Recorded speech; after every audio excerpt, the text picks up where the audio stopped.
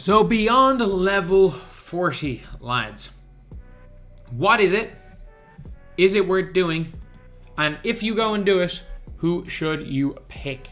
So we're going to be talking about all of those things in this video. But before we get on to it, if you guys are new to the channel and enjoy my team content, subscribe to the channel, 300,000 subscribers as soon as possible. I know obviously we're quite a bit away, but again, if you just like this content, subscribe. So anyway, what is beyond level 40? So you guys can see right here, there are already 3 steps. The final step is probably going to be step 6. Basically, the final step is going to be released right as Shea Gills Alexander is released. So Shea Gills Alexander is not coming out on this Friday, he's coming out next Friday. So we are about 10 days away from this being fully able to be completed. And this is something that you're not going to be able to do in one sitting. So if you really want to get beyond level 40, you're going to have to make a start to it right now. First of all, to get beyond level 40, you have to be on level 40. As you guys can see, I'm on 35,000 XP. I'm not bothered. I could not be bothered getting Yao Ming. I'm not going to play him, so there's no point in me having him. So let me calculate the time so far in beyond level 40. Last year's beyond level 40 was something like 16 hours. So it was about 16 hours to complete beyond level 40 at least. So this beyond level 40. Win 5 TT games, win a game using 13 Rockets players, and get 25 rebounds with rewards Yao Ming over multiple games. This will take you, let's just say, 20 minutes. Means you can win that KD challenge where you have scored 20 points one player. Like, you can win this game in about 20 minutes. You can complete these step 1. Step 2. Win 3 TT online games. Win 50 pink diamond players or multiple. Score 50 points with pink diamond players or multiple multiplayer games, and then 10 blocks with Yao Ming. Again, this is a, even if you're terrible at the game, 25 minutes. Then here, score 30 points with a Lunar New Year player in a single game. Make 15 threes with Flash 5 players. Score 50 points with pink diamond players or multiplayer games. Play 5 unlimited games. Okay, the longest part of this is to play 5 unlimited games, which realistically can take you about 2.5 hours. So right now, through these 3 steps, you're probably on about 3 or so hours of playing. And for me personally, I would not recommend it. If you are looking for something to do in the game, fire ahead. If you are looking for something to do, go and do it. The reason why I wouldn't recommend it is that I personally believe none of the cards that are available are as good as completing moments of the month. And these moments of the month take about 5 hours to complete them all. So that's pretty much it. As well as that, if you don't want to complete moments of the month, take about 5 hours. It takes about 6 to 8 hours to complete all of these playoff push where you get a Tatum who's even better than moments of the month. And my fear is that each of these steps is taking longer. So this one here, play 5 unlimited games. It's probably when you play 5 limited games, there's going to be other stuff. Like, I have a weird feeling that it's going to take longer to do this than it is to do the playoff push and moments of the month combined. So unless you're like really, you have a ton of time on your hands, obviously you have to have had a ton of time to get Yao Ming. Unless you're really looking for something to do, like, it is something else for people to do. So if you want to go and do it, be my guest. But I would advise, if you're a lot of people like kind of live off FOMO, thinking, oh crap, if I don't get beyond level 40,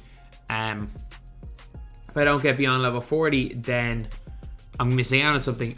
Trust me, if you get it, great. If you don't, you're not missing out. There's no FOMO. So the options pack is Shea Gills Alexander, Tony Parker, Maurice Lucas, Daniel Sloan, Gus Williams. So let me talk about these cards right here. So the first person is the guy that I think a lot of people are probably going to look to get, which is Shea Gills Alexander. So to get Shea Gills Alexander, basically he is the limited award. So he's a player that I just didn't go for this season. Like, I got Dan Marley last season. Obviously I got level 40, but I just didn't do beyond level 40. I got Dan Marley last season. But to do that, you have to play My Team Limited. So it is tricky to get because you have to play a lot of games to get rings. You have to play a lot of games to get half badges. It's not even that I've been lazy. I just don't want Shea Gills Alexander, so I don't care about getting him. So the thing with Shea is that Shea, if you look at his stats, he's got like a decent 3-ball, good speed, good acceleration, 89 lateral, 80 driving dunk, which again is good. He's got like dimer, bullet, floor general handles for days, needle threader. His shooting it's okay. He's a 6'6". He's 6'6" with 6'11" wingspan, which is huge. Decent release. Terrible dribble 6 though. Absolutely terrible. So he's not going to be able to dribble at all. So if you're going to go and get him, you have to look at some other point guards. And for me personally, this guy is just better. Larry Hughes is just better. And you can get Larry Hughes if you play playoff push for 20 minutes. Instead of grinding, say, 20 hours, or it's probably going to be less. Let's just say instead of grinding 10 hours, you can grind 20 minutes for Larry Hughes in the playoff push. And you can get this card who, in my opinion, is better than Shea, Gills, Alexander. Again, we all have our opinions on things. For me, Larry Hughes with his half interceptor, half clamps, shifty dribble style, really good dribble 6. And in fact, he's 6'5" as well with a long wingspan. I think he is just that little bit better than Shea, Gills, Alexander. But at the same time, Shea, Gills, Alexander is not a terror. Like, he's not a bad card at all. So if you really do want to get yourself Shea, Gills, Alexander, and you missed out on a limited ring, and you're cool with doing these beyond level 40, then fair enough. Then there is Tony Parker. The only reason I would ever suggest to get Tony Parker is if you are French or you are a huge Spurs fan and you don't care about winning, because this card is a bomb. Like, you're looking, you're like, okay, he's got like 95 speed, 95 lateral quickness, decent 3-ball, he got a lot of decent shooting badges, some okay badges. Nah, the guy's 6'2", can't dunk, and a slasher dribble style with his own terrible release.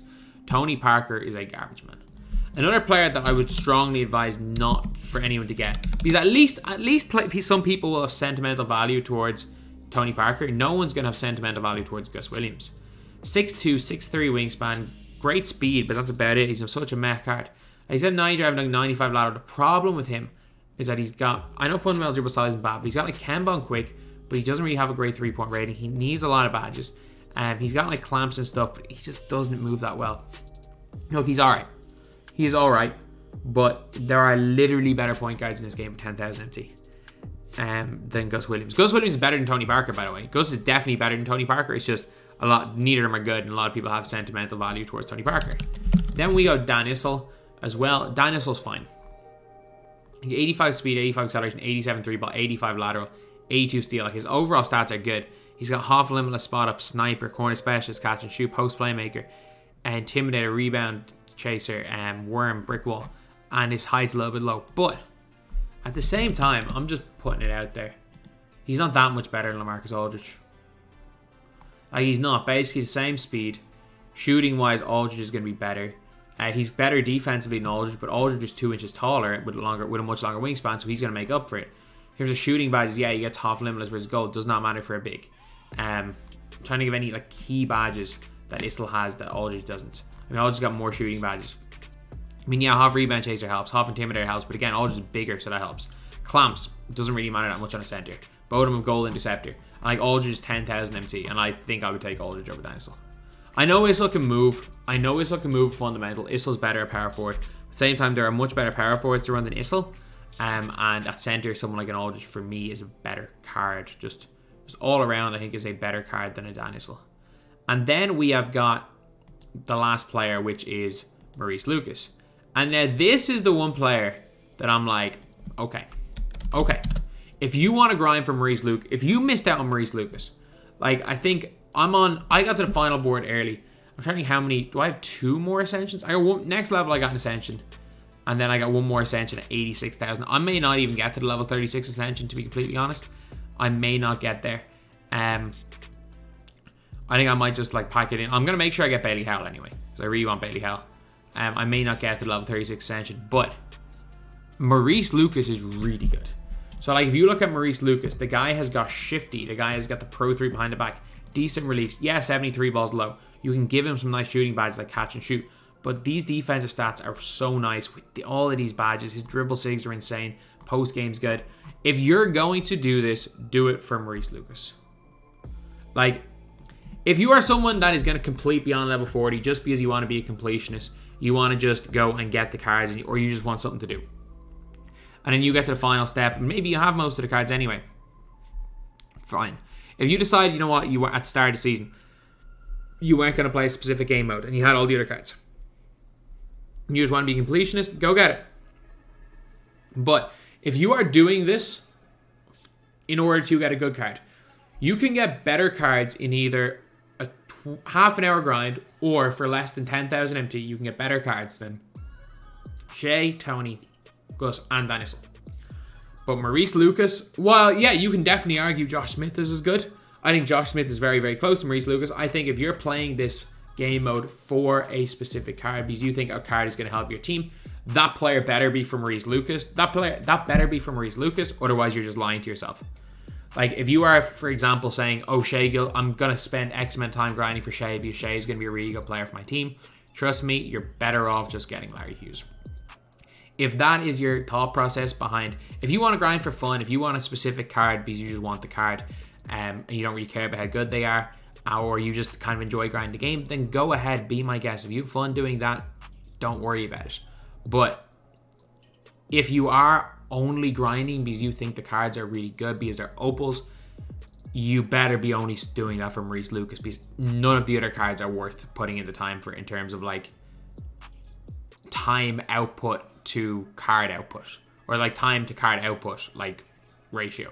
Maurice Lucas is the only one that's worth it. So anyway, yeah, that's pretty much it. That's the video. Thank you guys for watching. Please like, comment, and subscribe.